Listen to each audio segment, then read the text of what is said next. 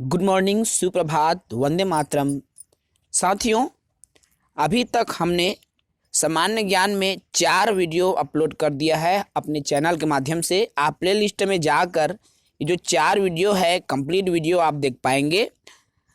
ठीक है, हम छत्तीसगढ़ सहायक शिक्षक भर्ती की 100% तैयारी करवाने का लक्ष्य हमने अपने चैनल के माध्यम से रखा हुआ है। साथियों, एक एक करके हम आगे बढ़ते जा रहे हैं अपने लक्ष्य की तरफ।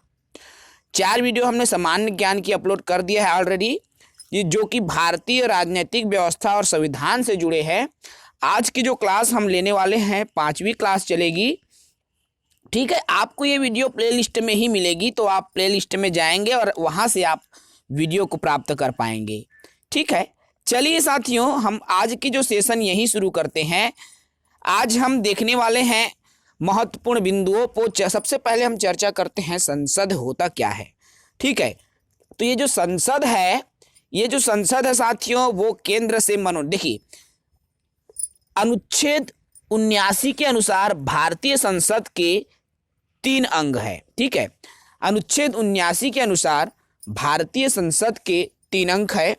3 अंग में क्या क्या आता है आपका? पहला है राष्ट्रपति, ठीक है, दूसरा आता है इसमें लोकसभा, और तीसरा इसमें शामिल रहता है राज्यसभा।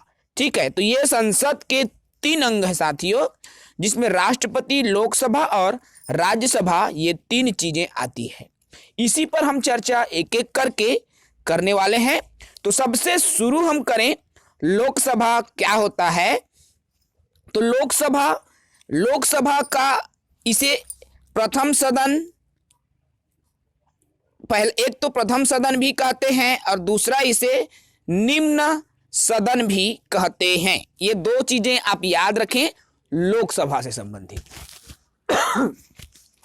तो इसको प्रथम सदन और निम्न सदन के नाम से भी इसको जाना जाता है। ठीक है, लोकसभा में कुल जो सीटें कहना चाहिए या कुल सदस्य कहना चाहिए 552 होती है, जो कि अभी वर्तमान में 542 है। ठीक है, अब ये जो 552 लोकसभा में जो सदस्य होता है, कहाँ कहाँ से लिए जाते हैं, हम उनकी बात करें साथियों, तो 530 सदस्य राज्य के प्रतिनिधित्व होते हैं। 20 सदस्य जो है राज्य, देखिए, संघ राज्य क्षेत्र के प्रतिनिधि होते हैं, और ये 2 सदस्य होते हैं वो राष्ट्रपति द्वारा मनोनीत किए जाते हैं। ठीक है, राष्ट्रपति द्वारा ये जो 2 सदस्य हैं वो मनोनीत किए जाते हैं। और यदि हम बात करें साथियों लोकसभा का निर्वाचन की, ठीक है, तो इसका जो निर्वाचन है जनता द्वारा प्रत्यक्ष चुनाव के आधार पर होता है। अर्थात चुनाव में मतदाता द्वारा वोट डाला जाता है और उसके माध्यम से इसका जो निर्वाचन है वो होता है। अब लोकसभा सदस्य के लिए क्या क्या योग्यता होनी चाहिए? तो वह भारत के नागरिक हो, न्यूनतम आयु 25 वर्ष होना चाहिए, दिवालिया घोषित ना हो, ठीक है, दिमागी रूप से ठीक हो, स्वस्थ हो और किसी अन्य नौकरी पर ना हो, लाभ के पद धारण न किया हो, वो इस पद के लिए या लोकसभा सदस्य पद के लिए पात्र होते हैं। ठीक है, इनका जो कार्यकाल है 5 वर्ष का होता है लोकसभा सदस्य का। आपातकाल की स्थिति में मैक्सिमम 1 साल बढ़ाया जा सकता है। ठीक है साथियों, तो इन चीजों को आपको याद रखना है, इन चीजों को आपको समझना है, इंपॉर्टेंट चीजें। एक बिंदु आप यहां से ले लो, देखो 2014 में 16वीं लोकसभा के चुनाव में भारतीय जनता पार्टी को पहली बार पूर्ण बहुमत प्राप्त हुआ है। अर्थात 2014 में जो चुनाव हुआ उसमें बीजेपी को, भाजपा को पूर्ण बहुमत की जो सरकार प्राप्त हुई, जो कि नरेंद्र मोदी जी द्वारा लड़ा गया कहना चाहिए, वो उस समय प्रधानमंत्री नियुक्त किया गया। ठीक है, तो ये चीजें हैं लोकसभा की दृष्टि से, आप इनको याद करेंगे, आप इनको समझ लेंगे। बेहद ही इंपॉर्टेंट फैक्ट हैं, बेहद ही इंपॉर्टेंट टॉपिक है। जब बात करते हैं लोकसभा, देखिए अभी हमने देखा लोकसभा सदस्य की, लोकसभा अध्यक्ष, तो लोकसभा जो जितने भी सदस्य होंगे, जो हमने कहा 552, ठीक है ना, तो उन्हीं में से लोकसभा अध्यक्ष का चुनाव किया जाता है। ठीक है, तो ये चीजें आप याद रखेंगे। चलिए, अभी ज्यादा हम लोकसभा तो देख लिए, इस पर ज्यादा नहीं जाएंगे, बेसिक चीजें ही हमको समझना है। उसके बाद राज्यसभा। अब राज्यसभा को उच्च सदन बोलते हैं या स्थायी सदन भी बोलते हैं। अब एक चीज हमेशा राज्यसभा की जब बात आती है साथियों, तो एक चीज हमेशा आप याद रखना कि ये जो राज्यसभा है उसको कभी भी भंग नहीं किया जा सकता। ठीक है, राज्यसभा कभी भंग नहीं होता, आप इस चीज को याद रखेंगे, इंपॉर्टेंट है। अब राज्यसभा में जो सदस्य है टोटल 250 सदस्य होता है, जो कि वर्तमान में 245 सदस्य है। अब ये 250 कैसे, तो 238 राज्य और संघ क्षेत्र से, ठीक है। उसके बाद 12 जो है राष्ट्रपति द्वारा मनोनीत होते हैं।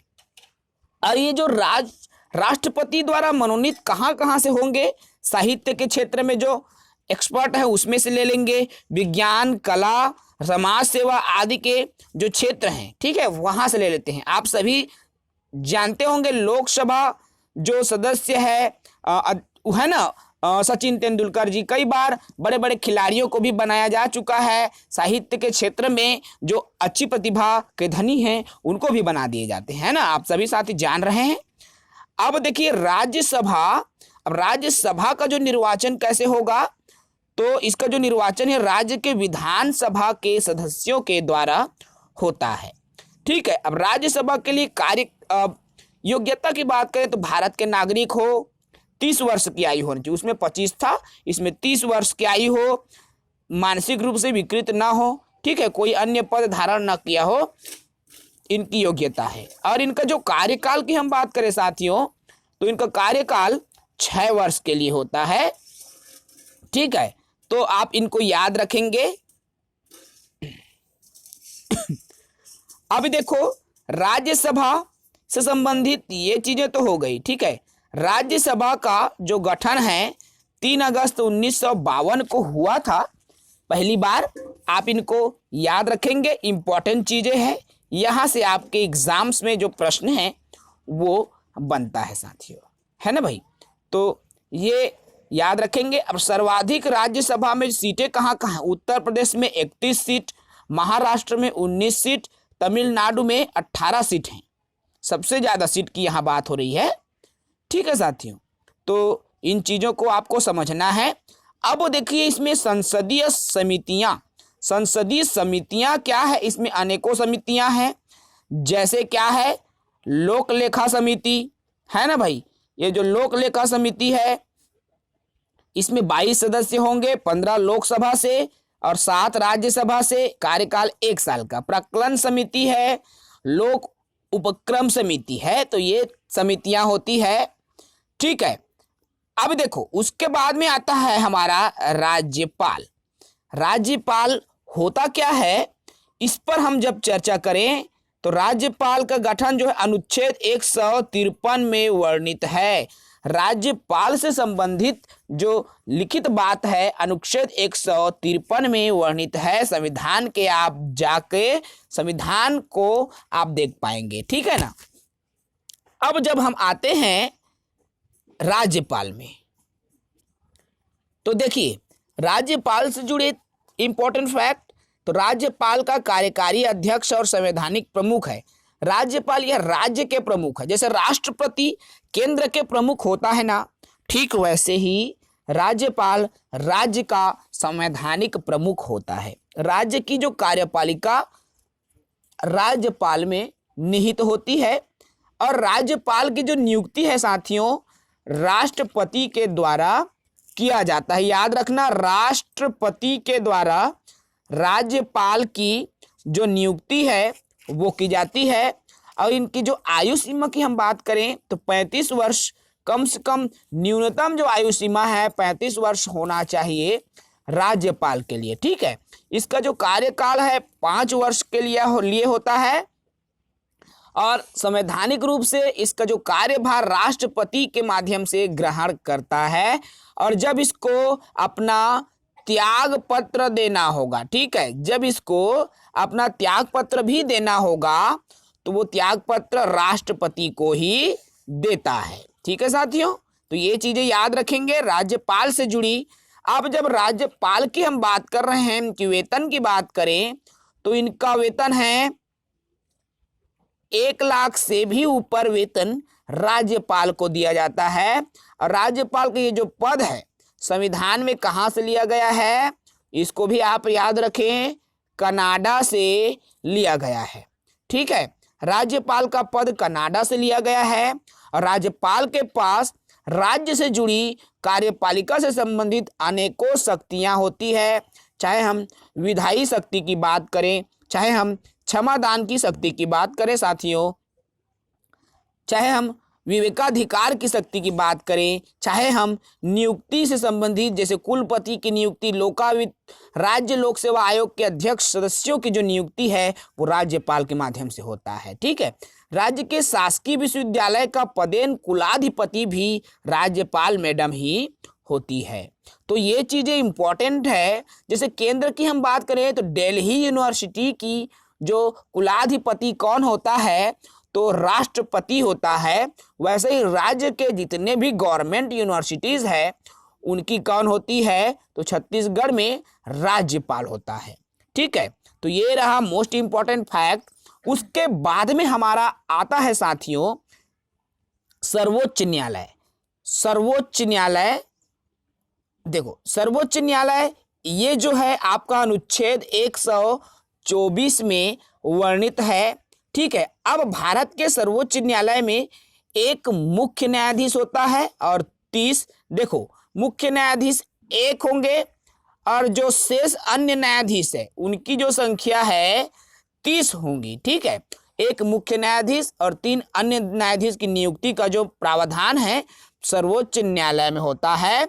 और इनकी जो नियुक्ति है कौन करता है, तो राष्ट्रपति करता है। न्यायालय में जितने न्यायाधीश है उनकी जो नियुक्ति है राष्ट्रपति करता है। ठीक है, अब जब बात कर रहे हैं सर्वोच्च न्यायालय की, तो सर्वोच्च न्यायालय के न्यायाधीशों की योग्यता क्या हो, तो सबसे पहले तो 5 वर्ष तक उच्च न्यायालय के न्यायाधीश रहा हो। ये सुप्रीम कोर्ट की बात हो रही है। ठीक है ना, तो वो कम से कम वो 5 साल तक हाई कोर्ट में न्यायाधीश के पद पर कार्यरत हो, 10 वर्ष तक वकालत कर चुका हो हाई कोर्ट में। ठीक है, तो ये 2 योग्यता जिसके पास हैं वो न्यायाधीश बन सकता है, जज बन सकता है।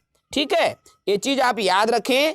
राष्ट्रपति की दृष्टि से पारंगत अधिवक्ता हो, अर्थात वो निर्णय लेने में पारंगत होना चाहिए साथियों। अब देखो, अब इसकी कार्यकाल, तो सर्वोच्च न्यायालय के जो मुख्य न्यायाधीश है, अन्य न्यायाधीश है, उनका जो कार्यकाल है 65 वर्ष तक होता है। त्यागपत्र, ये अपना त्यागपत्र जो है राष्ट्रपति को देते हैं, है ना भाई, इसको भी आप याद रखें। इसको पद से कैसे हटाएं, तो असमर्थता सिद्ध कदाचार के आधार पर सांसद द्वारा सांसद की जो कुल सदस्य संख्या है उनके बहुमत के आधार पर इनको जो है 2/3 बहुमत अर्थात 2/3 बहुमत यदि प्राप्त होता है तो उनको पद से हटाया जा सकता है। तो इस बात को आप बिल्कुल याद रखें साथियों, इंपॉर्टेंट फैक्ट है, इंपॉर्टेंट तथ्य है। ठीक है ना। अब देखो सर्वोच्च न्यायालय के अधिकार, सर्वोच्च न्यायालय को अनेकों अधिकार प्राप्त हैं। ठीक है ना। अब सर्वोच्च न्यायालय के क्या क्या अधिकार हैं, इनसे जुड़ी चीजें तो आपको किसी भी पुस्तक में मिलेगी साथियों। किसी भी पुस्तक से आप इनके अधिकार के बारे में जान सकते हैं, बेसिक सी चीजें हैं। उसके बाद में देखिए आप सूचना का अधिकार अधिनियम 2005।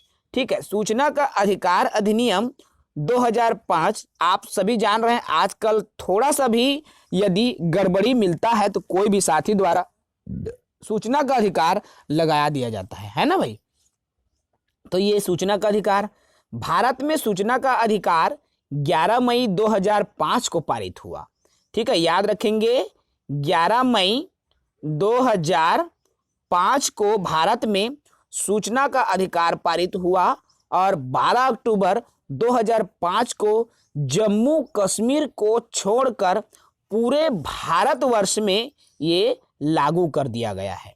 ठीक है, तो इसमें क्या होता है, भारतीय संविधान में मौलिक अधिकार के रूप में अनुच्छेद 19 के क के अधीन भारत भाषण व अभिव्यक्ति से जुड़ा है। ठीक है, सूचना आयुक्त 5 वर्षों की पदावधि के लिए पद धारण हो गए। इसमें जो सूचना आयुक्त है 5 साल के लिए अपने पद पर रहते हैं। ठीक है, 65 वर्ष की आयु तक ये पद धारण करते हैं। अब सूचना के अधिकार से आपको क्या क्या सूचना शामिल है आप देख सकते हैं। कोई भी कृति, दस्तावेज, अभिलेखों का आप निरीक्षण कर सकते हो। एक सामान्य आदमी भी सूचना के अधिकार लगा के जानकारी ले सकता है। दस्तावेज, अभिलेखों की टिप्पणी या प्रमाणित लेना है तो भी वो ले सकता है। सामग्री के प्रमाणित नमूना भी वो प्राप्त कर सकता है। Disk, floppy, tape, video, cassette इत्यादि इलेक्ट्रॉनिक रीड या प्रिंट आउट के माध्यम से सूचना को किसी कंप्यूटर या किसी इक्ति में भंडारित है या प्राप्त कर सकता है। ठीक है, कुछ भी आप इससे जुड़े सूचना आप ले सकते हो। अभी देखो, इसके लिए आपको सूचना के अधिकार मान लीजिए लगाना है तो आप करोगे कैसे। तो सूचना के अधिकार लगाने के लिए आपको निर्धारित प्रारूप में आवेदन देना होगा। साथ ही साथ 10 रुपए का शुल्क भी आपको जमा करना होगा। यदि आप गरीबी रेखा के नीचे जीवन यापन करने वाले हैं तो आपका कोई फीस मूल आवेदन करते समय नहीं लगेगी। इस बात को भी आपको याद रखना है। अब जब आवेदन लगाएंगे सूचना के अधिकार का तो उसका निराकरण कब होगा, तो 30 दिन के अंदर शुल्क जमा करने के 30 दिन के भीतर आवेदन का निराकरण किया जाएगा। चाही गई जानकारी उपलब्ध कराई जाएगी। उपलब्ध नहीं करा पाने के कारण सूचित किया जाएगा। ठीक है, यदि सूचना नहीं मिलेगी तो भी आपको सूचित किया जाएगा। इसमें 30 दिन के भीतर 50 रुपये शुल्क के साथ प्रथम अपील की जा सकती है। 90 दिन के भीतर राज्य सूचना आयोग को अपील की जा सकती है। ठीक है, तो ये चीजें हैं। ये कहाँ कहाँ लागू होता है, सभी सरकारी कार्यालयों में लागू होता है।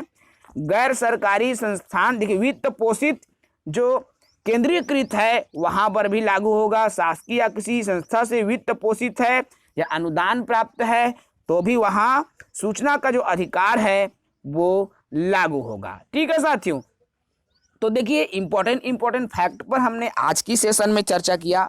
कल की सेशन में फिर चर्चा करेंगे अगले जो क्लास है उस पर। साथियों, जो भी नए हैं हमारे चैनल को सब्सक्राइब कर लीजिए। आज की वीडियो में इतना ही। कल के सेशन में फिर चर्चा करेंगे इसके आने वाले चैप्टर्स को। तब तक के लिए इजाज़त दीजिए। जय हिंद।